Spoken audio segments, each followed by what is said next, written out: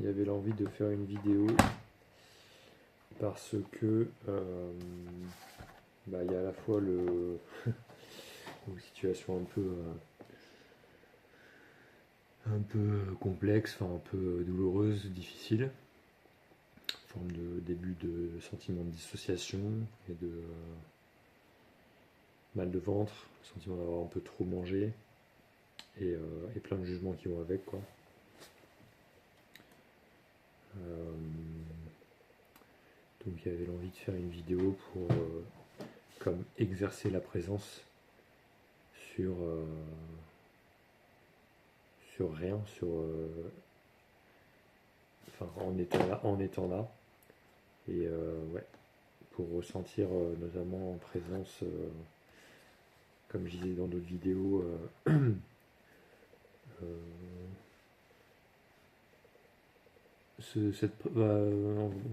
difficilement le dire autrement, quoi, être présent et, euh, et ressentir toute cette frustration que je ressens, et notamment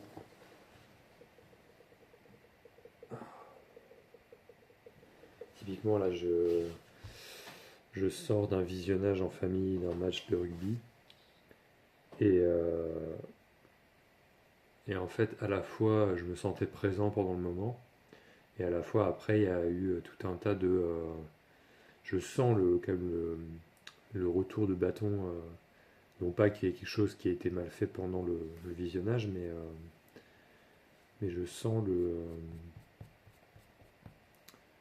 en fait des mécanismes de compensation ou de je sais pas, de blocage, de fermeture post visionnage, on va dire.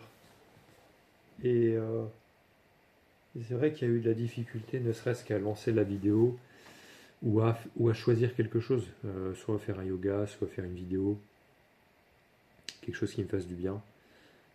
Parce qu'il y a eu vachement de. C'est fou parce que je le relis comme ça au moment précédent, mais en fait je sais que ça n'a rien à voir avec le moment du visionnage qui était certes intense et relationnellement un peu brutal, mais rien à voir en fait avec, je crois, ou alors ça peut avoir, mais disons que c'est pas. Il n'y a rien de mal qui a été fait. Et ça peut avoir dans l'historicité du corps, dans le sens de. Il y a sûrement eu d'autres événements comme ça dans le passé où, après un moment de sociabilisation intense, je ne sais pas trop pourquoi, mais il y a une espèce de tentative de me calmer ou de réduire, ouais, il y a quelque chose qui se dit. Enfin, il y a une grande violence et une grande. Est-ce que j'ai pris ça? Hop, là, ça passe pas. Ça passe juste. Ok, yes. Ouais, il y a une grande interdiction. Et c'est comme si ça se disait tant que je suis pas calmé, je passe, j'arrête de vivre, ou il y a un truc comme ça. Donc même là, il y a des jugements qui disent ça sert à rien, t'es une merde à faire des vidéos comme ça, ça sert à rien, c'est inutile. Et c'est d'autant plus pour ça que j'ai envie de faire la vidéo, c'est créer un moment de vérité ou de réalité pour moi-même. Sûrement que ça parlera à d'autres sur ce truc-là. Et je comprends jamais. C'est marrant. C'est un peu, je pourrais dire, c'est presque comme de la drogue. C'est-à-dire que, en fait, tu sais pas quand ça commence à accrocher, quand ça commence à identifier, et quand tu sors entre guillemets de la paix. Euh, pour le dire comme ça, parce qu'évidemment, j'en sors pas, et c'est ce qui permet, encore une fois, je crois, de traverser le truc, c'est de savoir qu'en même temps, Dieu t'a pas quitté, Dieu ne t'a pas abandonné, et en fait, c'est là le courage aussi, c'est de se dire, que j'appelle courage, mais en même temps qui n'est pas du tout une décision, c'est pas moi qui décide, mais ça se fait, l'envie de dépasser ça, de transcender ça quelque part. Et voilà, Je me disais ces derniers jours que si ça, si ça coupait parfois dans le corps, c'est aussi que je crois que ça arrête de respirer, quoi. Il y a vraiment un côté, ça crispe, et du coup, c'est pour ça que je me tais, c'est que finalement, j'ai besoin de reprendre conscience que j'ai besoin de respirer, quoi. Et qu'il n'y a pas, là non plus, il y a la conscience qu'il n'y a pas de problème particulier. Voilà. Donc là, eau chaude, je me suis mis un genre de coussin sur le ventre, en mode ça me fait du bien, en termes de chi, en termes d'énergie, ça me réchauffe. Et je sais que là, je suis dans un état où, du coup, à l'intérieur, ça juge et c'est assez violent sur. Je sais pas si on voit la fumée. Je fais ça. Est-ce qu'on ne verra pas? Est-ce qu'on voit? C'est joli, il y a un peu de vapeur d'eau qui se dégage du chaud, j'aime beaucoup.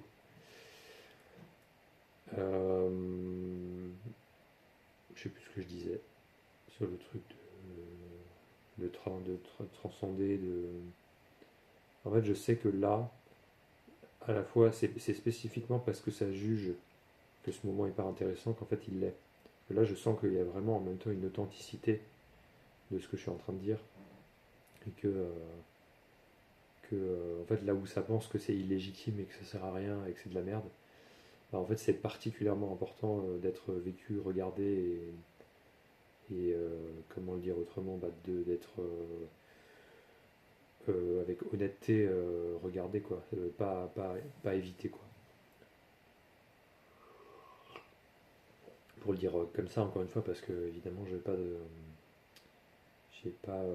je sais pas si dans une autre réalité, j'aurais pu ne pas faire cette vidéo et du coup être autrement, quoi. Mais probablement que pour jouer, j'ai envie de dire que si je l'avais pas fait ou si j'avais pas pris un choix quelque part, d'un choix de allez, je lance la vidéo, je reprends le présent, j'aurais plus de difficultés ou j'aurais peut-être pris plus de temps.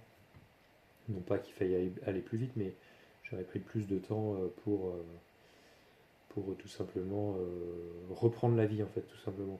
Je pense que là aussi, il y a une rouverture de pièces en mode PTSD. C'est le côté, ouais, le sentiment d'arrêter de vivre, de vouloir me. C'est fou parce que le mental, il pourrait réutiliser quasiment n'importe quoi, sauf peut-être, bah, voilà, un moment de sociabilisation où j'ai le sentiment qu'avec la présence qui n'est pas personnelle, qui n'est pas possédée par moi-même, et que j'ai l'impression, bah, on pourrait dire qu'il se présente de plus en plus à moi comme étant véritable et, comment le dire, je me fais de moins en moins avoir, en fait. Je me fais de moins en moins avoir par ce truc qui récupère avec la tête en disant ça y est, j'ai trouvé la paix, maintenant j'ai la puissance et la connaissance. Parce que je pense que dans la sociabilisation, il y a l'inconnu de l'autre et qui crée ce truc de bah, tu ne sais pas, tu reviens à une incertitude de l'instant qui est tout à fait naturelle et qui est, je crois, ça donne un sentiment de fraîcheur d'esprit, ça ramène dans l'instant présent en fait, sans que ce soit moi qui essaye de le faire, de posséder, de revenir par la force en disant je devrais, enfin, du coup de réutiliser l'instant présent comme une, enfin, pour le reprendre, pour le dire comme ça, la tête peut utiliser les concepts de l'instant présent, les dérivés, les dérivatifs en fait de l'instant présent, de la paix, d'une expérience personnelle comme ah ces derniers jours j'étais dans la paix, etc. Pour se dire je dois retrouver cet état de paix et maintenant il n'est pas un état de paix qui c'est pas un état que j'accepte et du coup c'est là quelque part le trap quoi, le piège c'est là qu'est le bas blesse on pourrait dire. Parce que spécifiquement, pour reprendre ça, le moment d'intensité sociale de match avec la famille, en fait, c'était un moment où il y avait de l'électricité et je me sentais pas forcément bien dans la tête, etc. C'était pas paisible, c'était pas idéal pour moi, mais c'était un moment que je pense que j'ai décidé de vivre et je suis resté jusqu'au bout parce que je le sentais comme ça. Et, euh, et en fait, c'est après que sont venus les jugements. Donc en fait, le mental il dit ah, tu n'aurais pas dû faire ça, parce que maintenant on est dans cet état-là. Ça fait partie des règles qui sont jugeantes, paternalistes, etc.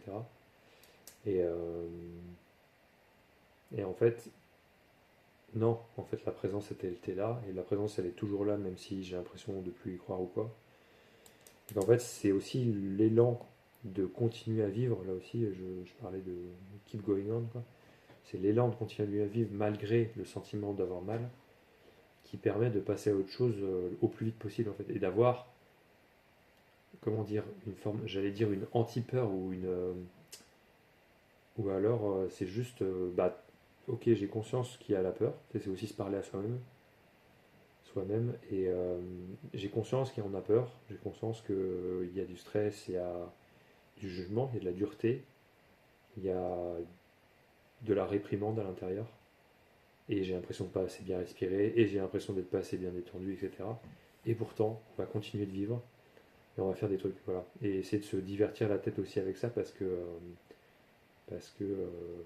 encore une fois, il ne s'agit pas de faire un effort brutal, personnel, qui serait la marque en fait d'une forme de volonté de contrôle et de rester dans une forme de guerre intérieure de ça c'était l'extérieur et ça m'a fait du mal, il faut que j'arrête de faire ça, que je me punisse quelque part.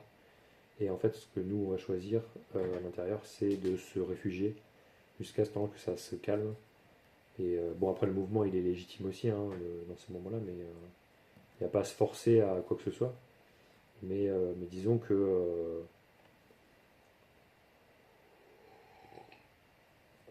ouais,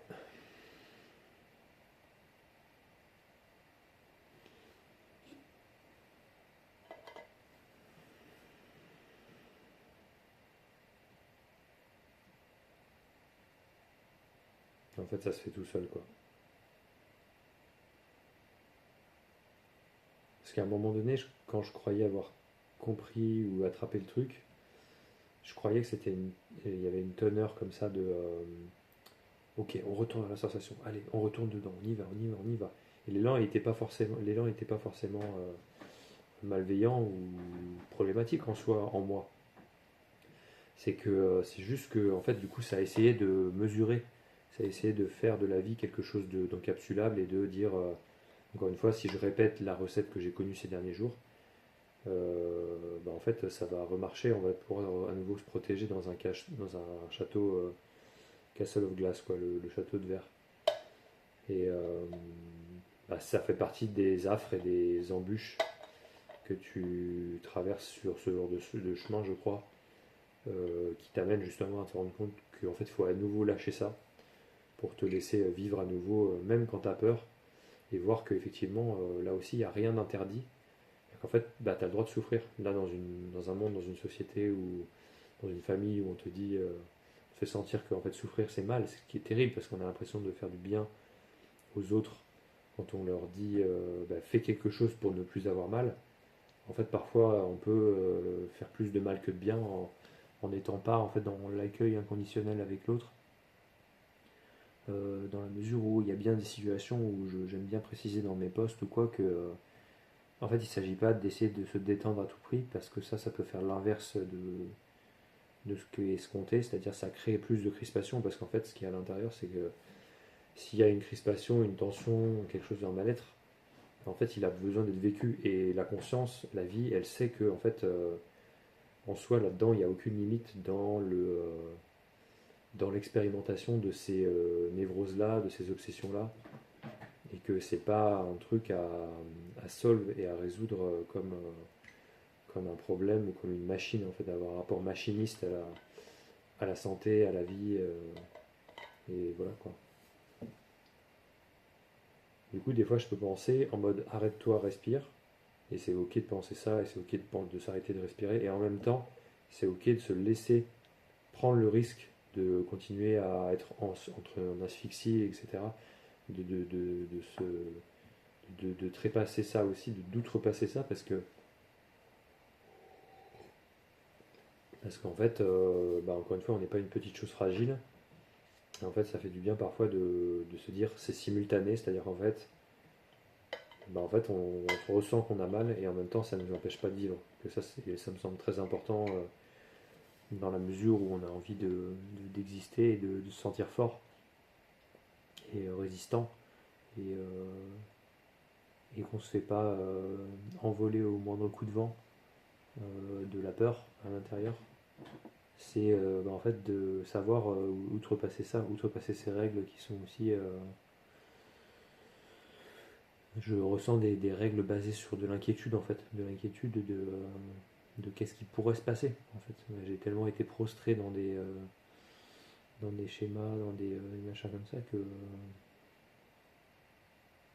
aujourd'hui il y a une force en moi qui dit je préfère vivre en prenant le risque que en fait de vivre toute ma vie en m'interdisant de souffrir parce que supposément c'est pas bien et qu'il y a un risque à la souffrance.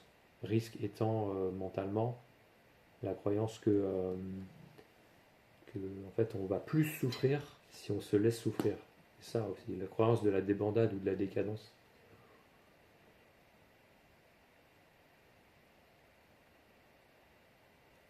Et ouais, moi c'est ce que j'aime dans le fighting spirit, c'est ça, c'est le. Il y a aussi une bataille entre soi et soi-même à cet endroit-là. Et c'est pour ça que j'aime bien l'approche de la thérapie ACT. Donc la thérapie ACT en thérapie cognitive comportementale, en TCC. C'est une approche qui se base sur, bah, du coup, comme son nom l'indique, c'est acceptance and.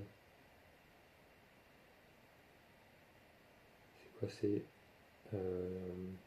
Je sais que c'est acceptation et engagement en français. Ça va être commitment en anglais. Acceptance and commitment therapy. Et en fait, bah c'est ça, c'est-à-dire qu'il ne s'agit pas d'interdire à ressentir en disant full débile, ah écoute pas ce que tu ressens, enfin franchement arrête, c'est ridicule, ce genre de paroles un peu qui te déstabilisent énormément parce qu'elles te disent que tu devrais pas ressentir ce que tu ressens maintenant, alors qu'en fait ce que tu ressens maintenant tu l'as pas inventé, c'est genre c'est là, et donc du coup tu vas pas faire semblant. Et, et en fait, donc c'est dans un premier temps de comprendre que c'est ok, que c'est là, même quand on ne sait pas pourquoi ou quoi, ça a le droit d'être là. Et après d'engagement, donc d'engagement en premier lieu, bah, dans cette thérapie-là, c'est par rapport à des formes de valeurs, etc. Et moi je pourrais l'interpréter en disant, bah, c'est de s'engager dans ce qu'on a envie de vivre dans la vie, quoi. Avec cette connaissance que moi ça fait quelques années que une forme d'isolement et de retrait enfin, on va dire ouais, du retrait du monde, d'éloignement à la fois de relations, mais aussi de travail, ce qui a des avantages et des inconvénients. Et, et en fait, pourquoi je dis ça par rapport à l'engagement, c'est qu'en fait, simplement, je me suis rendu compte que, bah, après avoir blâmé toutes les raisons extérieures du monde que je pouvais en être là, bah, je me suis rendu compte que je pouvais aussi devenir un vieux con d'ores et déjà en fait en étant juste dans mon coin, et je pense que l'isolement peut créer ça, peut créer une espèce d'errance et de rancité. Tu deviens un peu rance, voire réactionnaire, et un peu tu supportes beaucoup moins les autres, quoi. Tu deviens un peu antipathique, ce qui n'est pas forcément un problème, encore une fois en soi. Mais tu deviens, enfin, moi j'ai pu me constater comme ça en tout cas, et je crois que j'avais pas envie de devenir réac. Du coup, il y a eu aussi un truc en moi qui a dit ok, enfin ça s'est vécu petit à petit évidemment, j'ai pas décidé, il n'y a pas de gloire tirée là-dedans, hein, mais juste du bonheur et de la joie, mais là aussi une vraie joie, pas juste un plaisir. Et là, je pourrais faire des liens aussi sur la frustration, la dépendance, les systèmes de création de dépendance dopaminique, les applications de réseaux sociaux qui créent de la dépendance à ces mécanismes-là, au plaisir instantané. Et en fait, Et en fait, moi, je crois que j'avais envie pour moi-même de sentir que je restais frais. Et en fait, je pense que pour reprendre ce terme de la résilience, c'est en fait arriver à avancer malgré tout, quoi. Il y a vraiment ce côté. Et en fait, j'y trouve une force à nouveau de savoir, en fait, d'apprendre à savoir quand est-ce qu'il faut s'écouter et quand est-ce qu'il faut savoir passer outre. Passer outre notamment des règles de la peur, quoi. Et moi, j'ai pu avoir peur de ce que je pouvais ressentir, une forme aussi de comment ça s'appelle, d'hypochondrie. Donc en fait, on commence à avoir peur de tout, et je pense que ça, c'est lié aussi à l'isolement et au fait d'être seul. Il y a euh, commencer à créer de l'angoisse sociale dès que tu vas au supermarché, ce genre de choses, par manque, je pense, d'exposition. Le terme d'exposition, il est important aussi dans la réhab post-PTSD. C'est qu'en fait, évidemment, dans un environnement contrôlé, safe et genre idéalement encadré par un professionnel de santé, hein, mais et puis surtout progressivement, mais de ramener la conscience qu'on peut avoir la force de s'exposer à nouveau à ce qui a pu nous faire peur, et que je crois que là aussi c'est the only way out is through, quoi. C'est vraiment ce côté euh, en fait, si tu veux t'en sortir, pour le dire comme ça, et je veux pas que ça soit, encore une fois, je veux pas que ça sonne comme une menace, hein, mais en gros, c'est entre toi et toi-même, quoi. Il y a vraiment ce côté.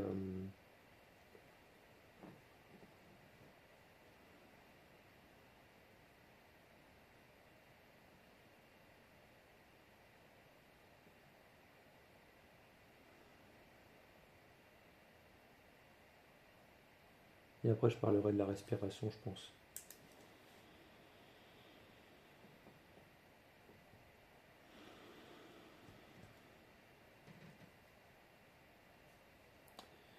C'est entre toi et toi-même, je disais, et en même temps, ça l'est pas, mais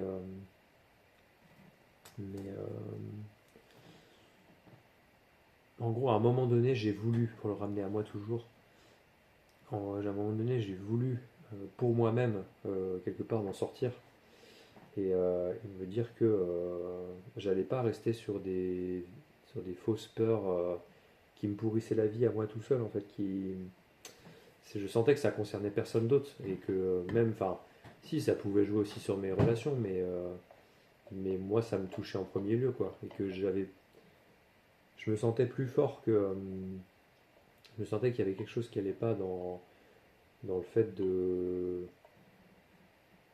pas simplement me faire bully par mes propres ressentis, quoi. Et, euh, et en fait, de sentir que mes journées finissaient par se paramétrer autour de l'envie de se sécuriser et de devenir complètement numb, comme on dit en anglais, quoi. Numb, anesthésié. Et je sentais que là, effectivement, il y a une forme de perte de la vie. Et en fait, la quête spirituelle a été intéressante par rapport à ça, parce qu'en fait, m'a amené à une forme d'isolement et une forme d'attente de la révélation, etc.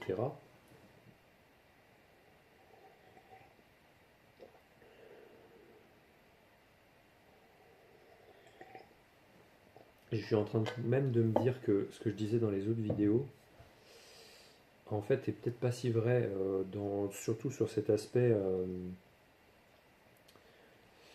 Euh, Est-ce que je devrais. En fait, de toute façon, je l'ai évoqué dans. Je sais pas la première fois que je le capte, hein. Mais c'est vrai que je l'ai évoqué en questionnement, là aussi. Grand merci la vidéo. En fait, est-ce qu'il faudrait vraiment que je m'arrête à chaque fois que j'ai peur de plus respirer ou j'ai cette contraction à l'intérieur? En fait, je crois qu'avec le temps, j'arrive à défier aussi ce truc à l'intérieur qui dit arrête-toi de parler, est-ce que tu es en danger, en fait? Non, non, ça. Je sens que. Je sais pas si je vois une évolution sur le système nerveux, mais j'ai comme foi que ça va changer. En fait, ça a créé une forme de réapprentissage et de désensibilisation du système nerveux par rapport à des signaux d'alerte.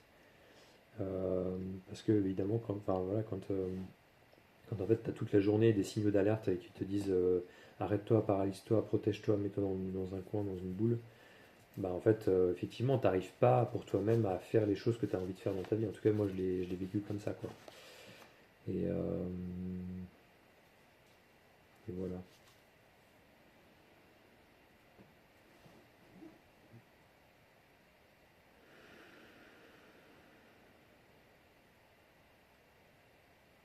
En fait, je pense que les deux sont bien. C'est différent. Quand je parle, et c'est pas forcément. Je suis pas plus en danger que quand je parle pas. C'est ça aussi la croyance qu'elle a, c'est que je suis plus en danger si je parle que si je parle pas. Et en fait, quand j'arrête de parler, que je respire, bah, je suis aussi dans une autre mesure conscient de ce qui se passe, de mon corps, de la respiration. Et c'est bien aussi, quoi. C'est bien aussi.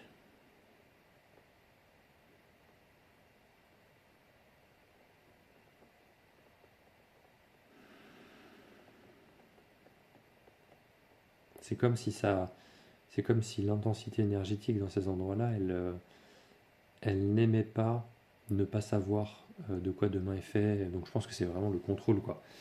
Parce que ça, ce qui se demande, c'est ouais, mais du coup, si tu réfléchis au précédent jour, quand est-ce que tu as vraiment été en paix? Quand est-ce que c'était vraiment bien? Parce que finalement, est-ce que tout ça, ça sert pas à rien et tout? Enfin, il y a vraiment une espèce de dooming.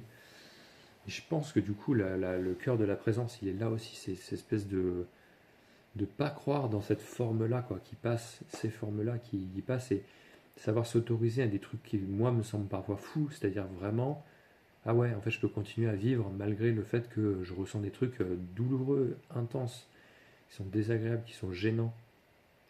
Je peux continuer à vivre, en fait. Je peux continuer à. Et en fait, c'est ça qui est fou, c'est qu'à un moment donné, effectivement, ça se divertit la tête, ça fait autre chose. Et en fait, ça passe tout seul. Et du coup, je vois que à chaque fois, je traverse. Et du coup, c'est pas tellement que j'ai trouvé un nouveau paradis où je me suis calmé, mais en fait, j'ai oublié qu'il y avait un problème. Et en fait, je suis passé à autre chose. Et la paramétrage de mon esprit par rapport à ça, il est juste différent. C'est-à-dire qu'effectivement, je suis comme encore moins en train de me poser des questions sur ce qui est. Parce que là, bon, du coup, je parle, je suis dans un état d'état qui est moins, j'ai l'impression qu'il est moins paisiblement descriptif que les autres fois. Bon, après, c'est aussi ce que c'est, et encore une fois, pas de jugement là-dessus, mais un jugement et non-jugement. Compréhension du jugement et donc du coup prise de recul par rapport à ça. Mais hmm,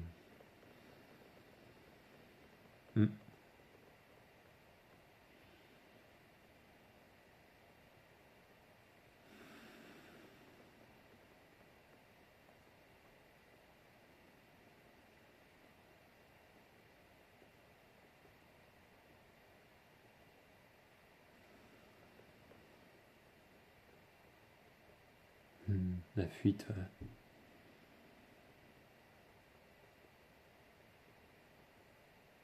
Je pense que ce qui crée de la différence aussi, c'est que simplement, j'ai l'impression que quand je parle, la respiration, elle est comme au service de la parole.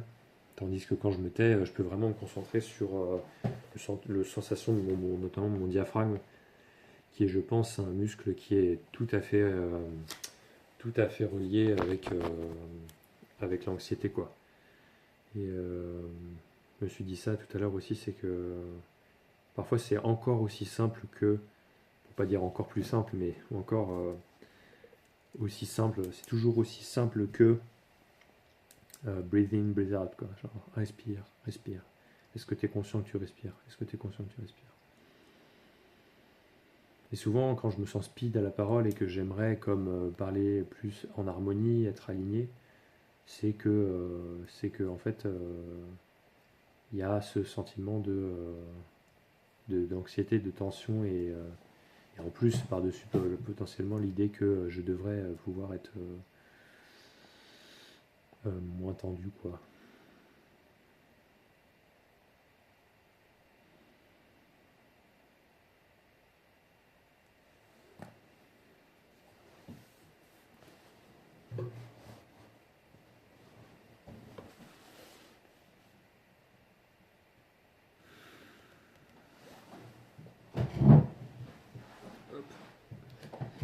Hop.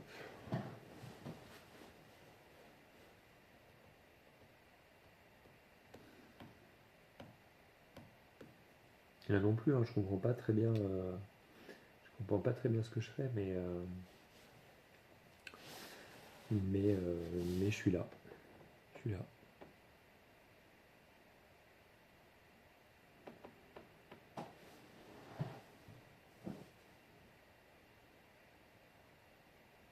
Hmm.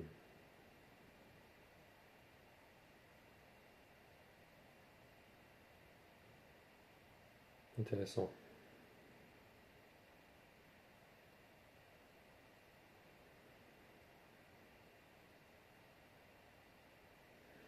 Hmm.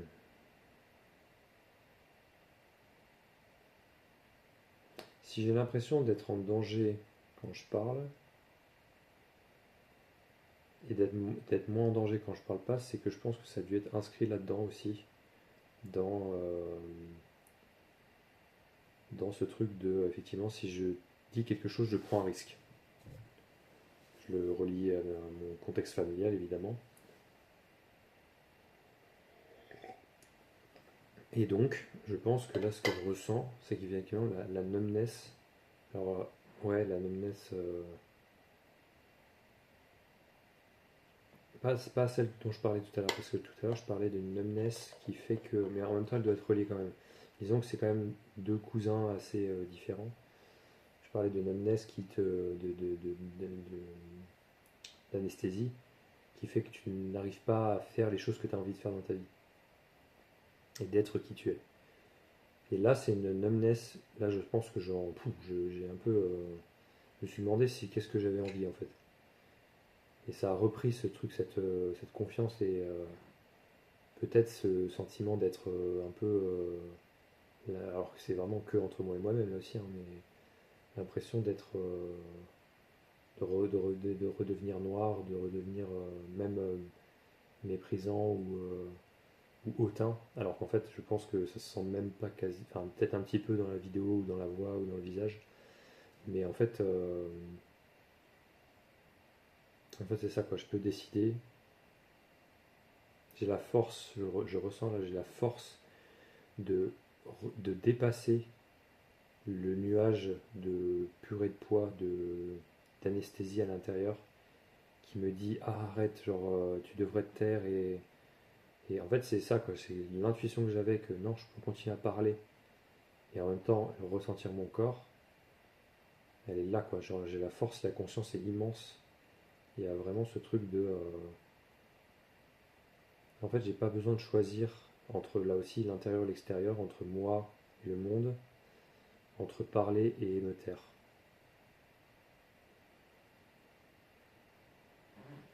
Et c'est vraiment, il y a la croyance que je vais pas être assez doux, je vais pas être assez gentil si si en fait j'affirme cette énergie, même d'avoir les sourcils froncés quoi. Et je sais que dans ces endroits-là, j'ai pas envie de me calmer. Donc c'est beau, là ça fait 30 minutes et je sens que je passe à autre chose là. En fait c'est ça, c'est de l'affirmation de soi. J'ai tellement pas, je pourrais le dire comme ça pour être joli quoi, même si en même temps je vais dire instantanément le contraire. Mais j'ai tellement pas confiance en moi, quoi. J'ai tellement pas confiance dans la légitimité, dans le droit de vivre que j'ai à l'intérieur, quoi. Le droit d'essayer, de faire des erreurs, de. C'est fou, c'est fou. Et en même temps, c'est ok, je veux dire, maintenant, comme je me sens déjà mieux, c'est vraiment ce que je disais à mes copains il n'y a pas si longtemps, c'est le côté passer la marche avant, quoi. Genre, je ressens à nouveau, en fait, l'énergie qui a basculé, notamment là. Peut-être que c'est tout simplement comme je le ressens devant, dans vraiment la face frontale, peut-être que énergétiquement, c'est vraiment, je réactive le néocortex dans le cerveau, qui correspond, je crois, bah, du coup, à la présence dans le sens prise de décision, rationnelle, calme, etc. Et quand je suis dans le nuage, je pense qu'il doit y avoir des réflexes un peu reptiliens de la base du crâne, du cerveau, je sais pas si, peut-être pas limbique parce que c'est pas tellement émotionnel, mais ça doit être relié quand même aux émotions, mais cerveau reptilien plutôt de la défense, et du coup qui crée une fuite énergétique dans le. Là, je l'avais pas trop senti dans une forme de fuite énergétique, mais plus dans une encore une fois, dans une purée de pois. Je me sentais numb, alors que j'ai pas spécialement passé une mauvaise soirée, mais je pense que retourner à moi-même et me poser des questions, je sais que c'est vraiment quand je suis avec moi-même, et c'est pour ça que j'ai besoin de verbaliser ce genre de choses, etc. C'est que quand je retourne à moi-même, bah, en fait, je suis dans ma tête. Et j'ai encore une forme de juvénilité, je ressens dans, euh, dans le fait d'exprimer ce que je ressens. En fait. C'est exprimer là où j'en suis, ce que je ressens, mais aussi ce que je pense. Ça, c'est très neuf pour moi, et encore une fois, heureusement que je me suis lancé dans les vidéos. Et là, c'est chouette en fait, parce que j'ai vraiment l'impression de défier. Là, j'ai l'impression, pour le dire comme ça, désolé papa-maman, hein, mais j'ai vraiment l'impression de défier mon père en étant dans cette énergie-là. En fait, de l'affirmation de moi-même. Je pense que j'ai pas été élevé dans l'affirmation de moi-même, mais plutôt dans la soumission, en fait, tout simplement. Ce qui semblerait très logique d'un point de vue patriarcal, parce qu'en fait, si on t'apprend à être un bon élève, à être un bon travailleur, etc., en fait, on t'apprend surtout à être bien soumis et à pas trop questionner et à pas trop dire non, en fait. C'est fou comment, dans bien des situations, en fait, tu te sens coincé et tu sens que, en fait, tu dis pas non, mais en fait, on t'a appris à pas dire non. Et en fait, tout ça est subtil parce que parfois, tu te sens vraiment dans une situation où, oh, ça va quand même et tout, mais tu te sens pas bien. Et des fois, tu sais pas pourquoi. Et en fait, je pense que c'est notamment lié au fait que on t'a désappris, on t'a désappris à exprimer ton consentement et donc du coup ton non-consentement. Et en fait, on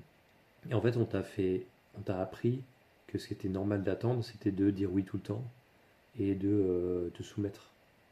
Et que c'était comme ça que tu allais devenir quelqu'un ou que tu allais participer, exister, avoir ton dû, ta récompense et même de survivre en fait. Donc je pense que là-dedans il y a vraiment ça, il y a vraiment ce côté. Et j'ai l'impression là maintenant, c'est un peu dur, mais qu'en fait, en étant moi-même comme ça, je ne serai jamais accepté de mes parents. Et en fait, il faut que je fasse sans. Et peut-être que du coup, je serai accepté de mes parents grâce à ça. Mais en fait, je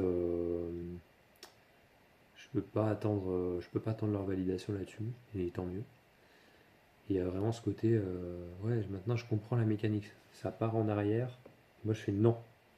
Non, je reste là, je décide de rester là. Et je suis plus fort que ça et j'ai pas à m'enfuir, quoi.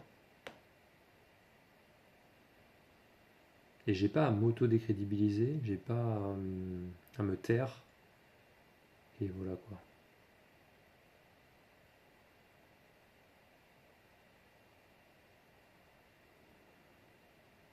Hmm. Ouais, ça monte, en fait ça vient ça a des profonds mécanismes et ça part de la limite de la base de la colonne vertébrale en bas. Et ça remonte tout du long et ça remonte là.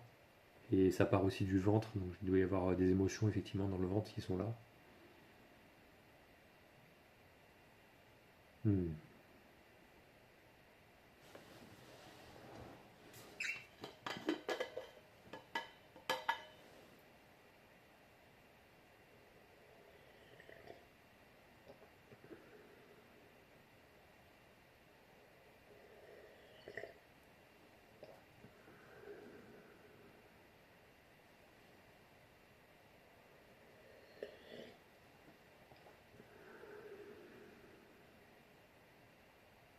Et du coup le mental il s'agite à ces endroits-là en fait. Une forme Putain, mais c'est fou quoi, c'est fou.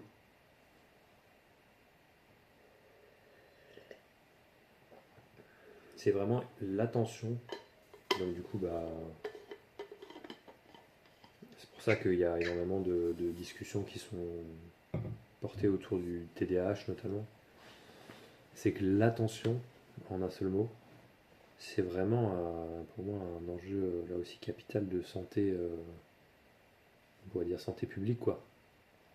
C'est que en vrai, l'attention c'est ta capacité de décision aussi, c'est ta capacité et même j'ai envie de dire de c'est ta dignité, parce qu'en fait c'est ta capacité de discernement en fait, de ce que tu as envie, de ce que tu n'as pas envie, ne serait-ce que dans ces trucs-là de savoir naviguer dans un moment où en fait a priori il n'y a pas forcément de problème et tu te sens vraiment pas bien et tu cherches une solution, etc.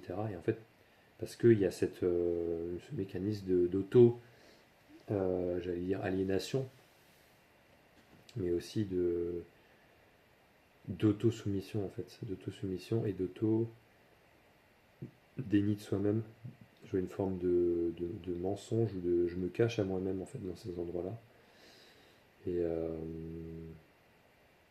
tout ça pour être sympa, pour être obéissant, pour être aimé, pour être bien vu, pour correspondre à l'image qu'on a. Tout ça, ça me remonte maintenant, hein, je le dis comme ça.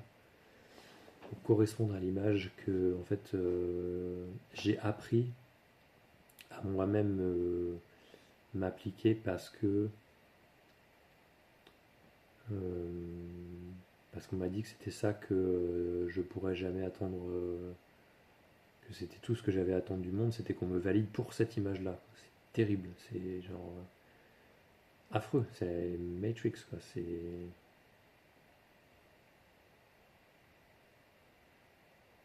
ouais, c'est fou. Ouais, c'est un big machin là aussi.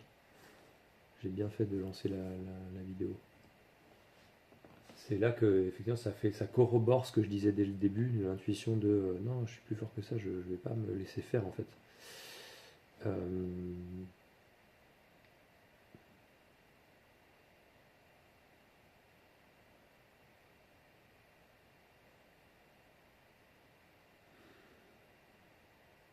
et je respire, je suis pas en train de mal respirer, je suis pas trop tendu en mode il faudrait que je me calme ou il faudrait que je me détende.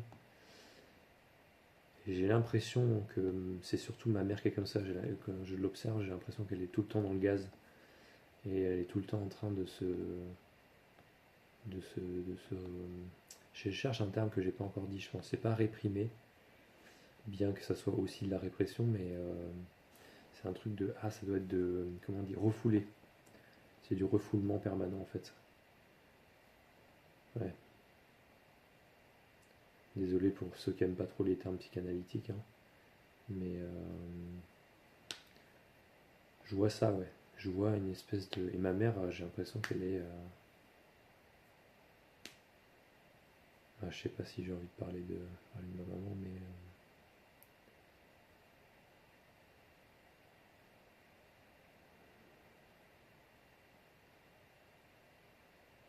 la menace, putain, c'est vraiment la menace qui a créé ça, quoi. Ah ouais, ouais, ouais, c'est vraiment ça. Putain, putain, ça a mis des années. Ça a mis des années. Et ça, franchement, c'est des cycles de. J'ai vécu ça par cycle, hein. Faut bien respirer, bien s'hydrater. C'est pas pour rien que là, il y a à nouveau du sourire qui revient, de la confiance en fait, parce que quand t'as pas confiance, tu rigoles pas. C'est vraiment ça, quoi. C'est quand tu te sens menacé, il n'y a pas d'humour, il n'y a pas de sourire, quoi. C'est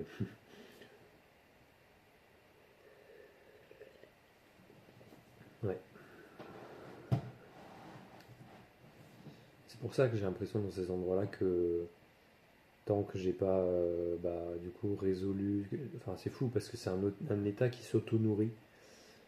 Tant que je n'ai pas trouvé la solution qui fasse que je dois faire pénitence, je vais rester, je vais m'auto-nourrir dans l'état du nuage, de la purée de poids.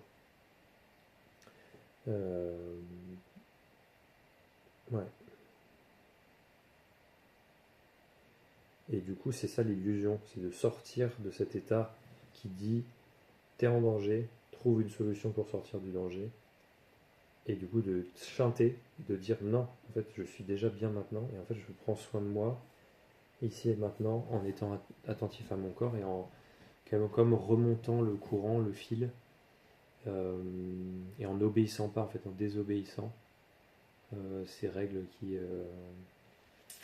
te demandent d'être quelqu'un d'autre et qui te. C'est vraiment avoir la sensation du masque, quoi. Qui te demande de mettre un masque pour exister, quoi. Hmm.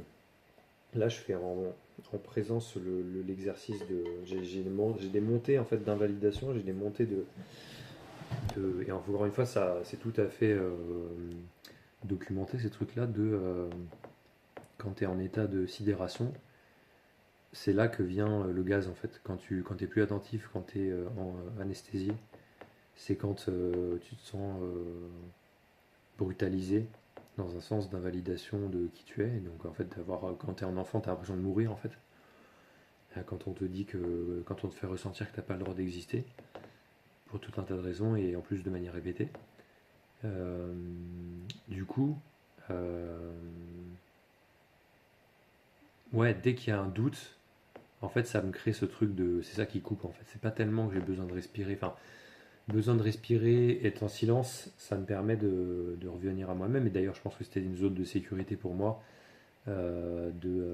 En fait, quand on m'engueulait, quand je me sentais engueulé ou puni ou violenté, en fait, je savais que, bah, comme on me demandait de me taire, bah, du coup, je pense qu'en silence, j'ai créé une zone de retraite où je disais, mais en fait, à l'intérieur, je pouvais me dire ce que je voulais et personne n'allait le savoir, quoi.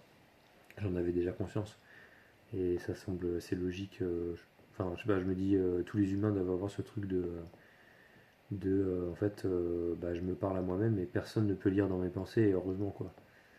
Et donc, du coup, ouais, c'est ça. C'est pour ça que des fois, j'avais l'impression de perdre mes pensées, d'avoir un problème d'attention et de concentration. Bah, en fait, c'est à cause de ça. C'est à cause clairement, de moments de brutalisation où en fait je perdais le fil de ce que j'étais en train de ressentir parce que d'un seul coup on me dit mais tu peux pas penser ça, tu peux pas dire ça.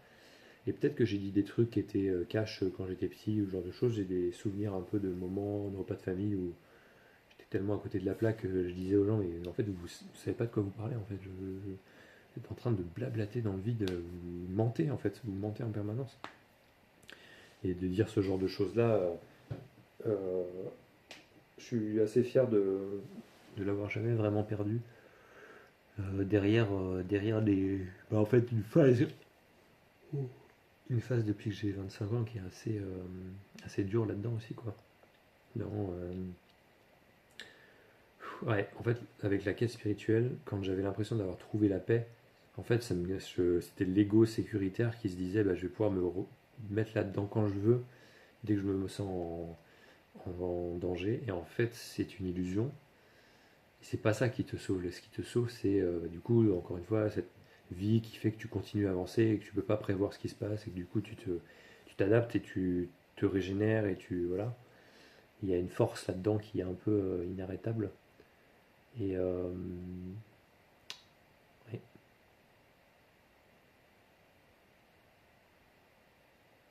La violence aussi. Je pense que je me rappelle ma mère qui me disait quand j'étais petit, tu te rends compte pas tu te rends pas compte de ta force. Et en fait, bah, c'est aussi symboliquement assez joli comme phrase, mais il y a aussi. Tu te rends pas compte que tu es violent en fait. Et du coup, ça crée ce truc de.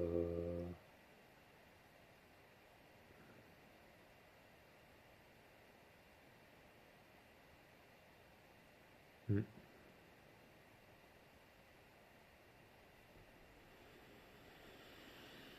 Hmm.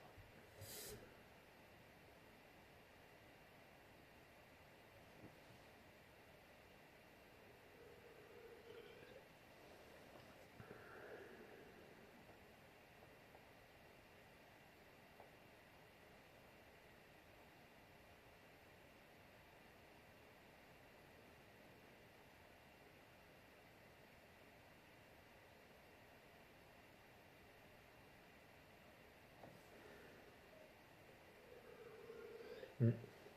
Ça chauffe là. Là aussi, je disais, je pense que la colère, j'ai presque envie de dire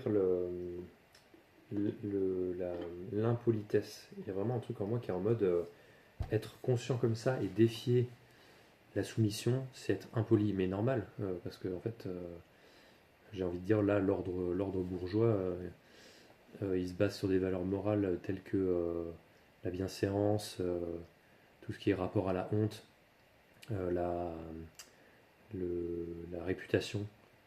Et donc du coup, moi je sais que c'est des phrases que j'ai beaucoup entendues quand j'étais petit, c'était tu devrais avoir honte.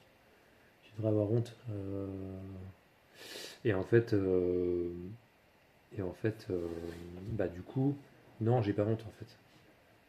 Et je suis peut-être irrévérencieux quand je fais ça, mais c'est ça aussi l'acte de résistance, c'est de dire mais en fait à un moment donné stop en fait, stop et peut-être que peut-être que dans ton monde tu as l'impression que c'est normal et qu'il faut se soumettre et qu'il faut attendre je sais pas quoi et toujours faire des courbettes, mais en fait non.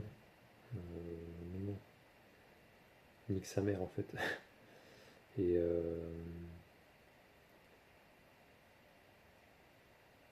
ouais, c'est marrant. En fait, c'est ça. C'est beau de voir que maintenant, il va y avoir beaucoup de circulation dans cet endroit-là parce que je sens, maintenant, j'ai pris conscience de comment ça part en arrière et ça revient en avant. Quand je me dis non, je reste là, je suis présent et en fait, je fais face, quoi. Je fais pas, je m'enfuis pas dans les limbes et tout. Et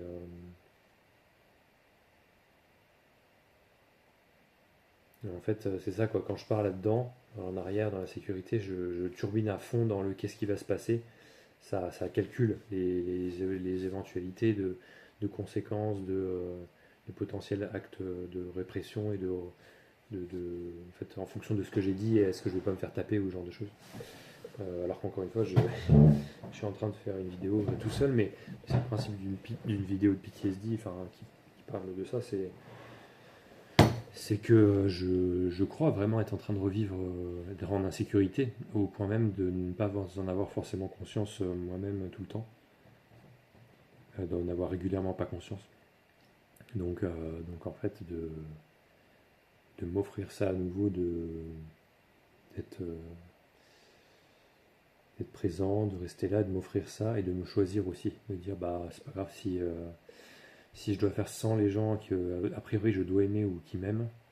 Bah, même ça on s'en fout parce que j'ai envie de revenir sur le fait que l'amour c'est quelque chose qui n'est pas personnel et qui est pas c'est pas ce que tu dois à tes parents, c'est pas ce que tu dois à personne en fait. C'est ce qu'on est. Donc si une personne avec qui tu es en relation n'est pas capable ou n'a pas, on va dire ça comme ça, n'a pas traversé les choses qui font qu'elle se rend compte qu'elle peut s'aimer elle-même, bah en fait c'est son problème en fait. Et toi tu peux rien faire pour ça en fait. Tu peux briller pour toi-même, tu peux t'aimer, parce que en fait ça lui rappelle sa propre nature d'amour. Mais en fait tu peux pas être au service de l'autre et de lui donner en fait toutes ces validations d'attention qui font que ça c'est pas ton rôle en fait, c'est le rôle de personne. Et c'est beau, c'est beau ça, de véritablement revenir en fait je reparle encore une fois de cette croyance de l'égoïsme.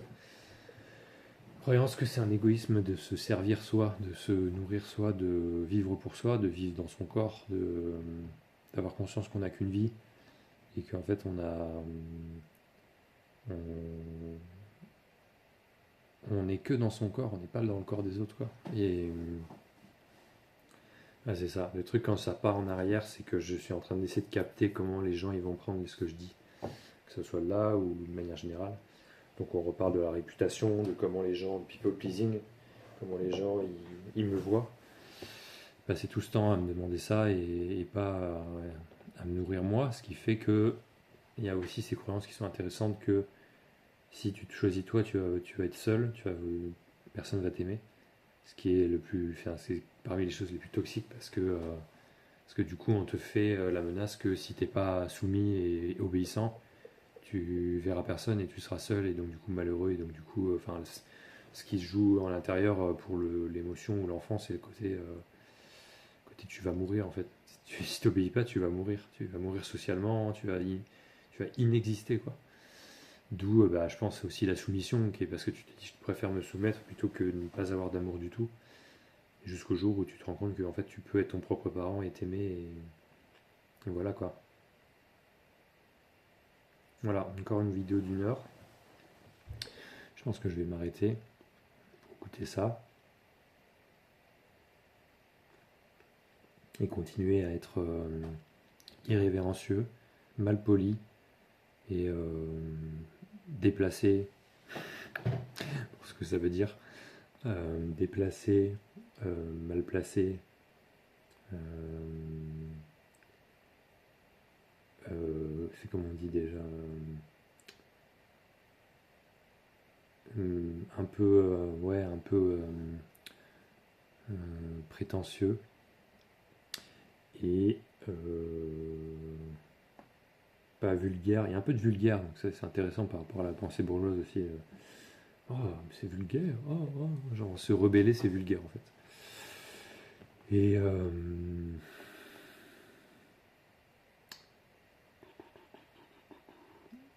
crachat dans ta gueule, hein, comme elle disait, je sais plus qui. Et à un moment donné, être gentil et porter la responsabilité de la bonne communication, c'est bon, c'est mort. À un moment donné, ça doit être un crachat dans ta gueule parce que tu dois comprendre en fait. Et j'allais dire, c'est pas vulgaire, mais c'est. J'entends répondre à l'intérieur, répondre, être. Comment on appelle ça? Euh,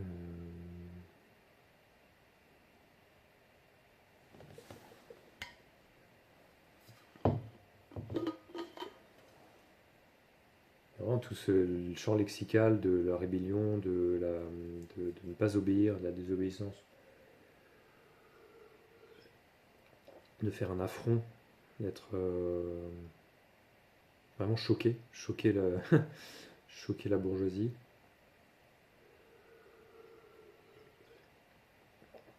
Euh,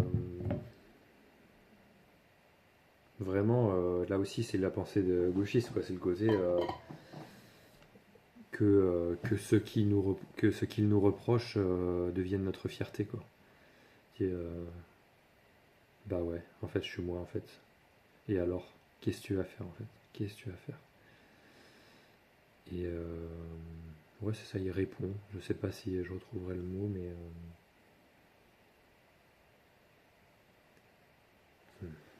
c'est pour ça que des fois, j'ai l'impression que je me fais embarquer dans des situations où en fait, je sais que j'ai pas envie, mais j'y vais quand même. Et du coup, je me blâme et je me juge parce que je me dis que j'ai pas été assez fort, j'ai pas réussi à dire non. Ah, tu m'étonnes, c'est normal, ça fait des années on t'a appris à faire ça. Donc, qu'est-ce qu'ils me disent sur internet pour trouver un adjectif synonyme? Ça charge ça ou pas? Je sais pas si mon télécharge. Vulgaire? Non, c'est pas vulgaire.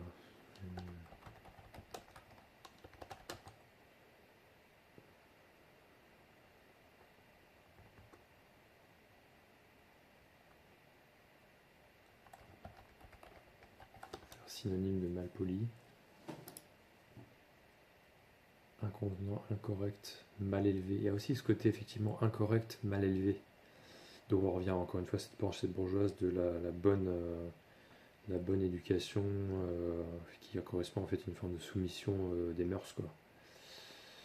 Et que dès que tu gênes un petit peu, en fait ça va être il va y avoir de la gênance et la honte. La honte, c'est vraiment j'ai beaucoup mis de choses sur la colère, moi. Colère refoulée, mais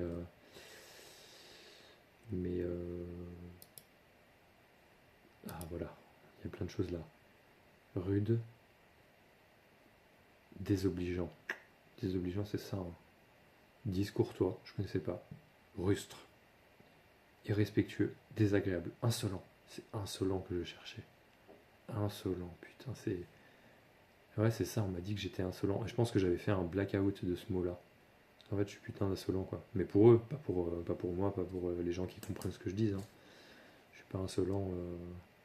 Et là, c'est une vidéo très terre à terre, très enfin, humaine et tout, mais c'est au cœur aussi de ce que je partage pour que la spiritualité ne soit pas quelque chose d'éthéré et quelque chose dans laquelle ça soit un trou et un refuge qui nous empêche de vivre. Que ça soit vraiment en fait une spiritualité, mais qui soit très ancrée, très terrestre aussi. À la fois qui peut être très artistique et poétique, mais aussi très terrestre, très terrienne, quoi, et réelle. Et je pense que c'est aussi pour ça que j'ai à cœur de partager des choses qui sont vraies, pas faire semblant. Et que c'est chouette qu'en faisant ça, il se passe des choses en live et, et qu'après je partage avec grand plaisir. Et franchement, je le fais aussi avec, je peux le dire, une forme de peur parce que tout ce que je dis là, c'est des choses que j'ai appris à taire parce que j'étais censé ne faire confiance que ma famille et on garde ça en famille et toute l'insanité que ça représente de dire on garde ça dans le cercle nucléaire parce que supposément on règle le problème entre nous. Donc c'est une forme de vision de la société très archaïque. En fait, on fait justice entre nous-mêmes. Il y a pas de, tu ne vas pas te faire aider. Moi, je sais que quand j'étais enfant, j'avais demandé, j'avais dit à mon père que je voulais appeler SOS Enfant Battu. Il m'avait rigolé au nez en fait. Et donc en fait, la décrédibilisation là aussi, elle est, elle est hyper importante dans ce processus de tu vas pas en parler ailleurs. Et voilà quoi. Et en tout cas, voilà, j'espère que ça vous sera parlé, qui que ce soit que vous ayez, enfin, qui que vous soyez ayant regardé ma vidéo, parce que j'ai l'impression d'être illégitime et que ça n'intéressera personne, mais en fait, peut-être que si. J'espère que ça vous aura intéressé et du coup de voir que vous n'êtes pas seul et qu'en fait on trouve des moyens. Moi, j'ai fait un peu de thérapie, un peu de MDR, mais c'est pas vraiment ça qui m'a. Enfin, un petit peu, je pourrais pas mesurer évidemment là où j'en suis aujourd'hui, mais j'ai pas envie de remercier trop le MDR parce que je suis pas sûr. Voilà, j'ai passé beaucoup de temps là-dedans et en fait, ça m'a pas forcément aidé à. Il y a des moments où ça m'aidait à être concentré, mais il y a aussi des moments où juste j'allais en thérapie et j'ai l'impression que je dépendais de la thérapie, quoi, donc pour aller bien. Donc voilà, il y a des solutions en thérapie, sans thérapie qui existent. On peut faire du lien ensemble. Vous n'êtes pas seul et clairement on les emmerde quoi. On les emmerde à nous dire comment dicter nos vies et, et quoi ressentir et qui être dans nos cœurs et dans nos corps. Voilà, la standardisation des corps et la vertu morale de je sais pas quoi, bullshit de merde quoi. Donc voilà. Je vous souhaite un bon moment, une bonne soirée, je sais pas quoi. En tout cas, faites-vous du bien. J'ai envie de dire que je vous aime et qu'il y a beaucoup de cynisme dans le monde, mais aussi beaucoup de gens qui n'ont pas abandonné et qui n'ont pas, comme on dit, qui ont le cœur au bon endroit, qui ont le cœur bien, bien placé. Et il y a plein de gens qui vous trahiront pas aussi, j'ai envie de vous dire ça, parce que moi je me suis senti énormément trahi dans ma vie. J'ai senti que je pouvais avoir confiance en personne, que globalement que tous les adultes, je pouvais pas leur faire confiance. Donc voilà, j'ai pas abandonné. Il y a des moments où j'ai envie d'abandonner, il y a des moments où j'avais l'impression d'avoir abandonné, puis la vie continue et je suis toujours vivant. Donc en fait, voilà, je vous aime.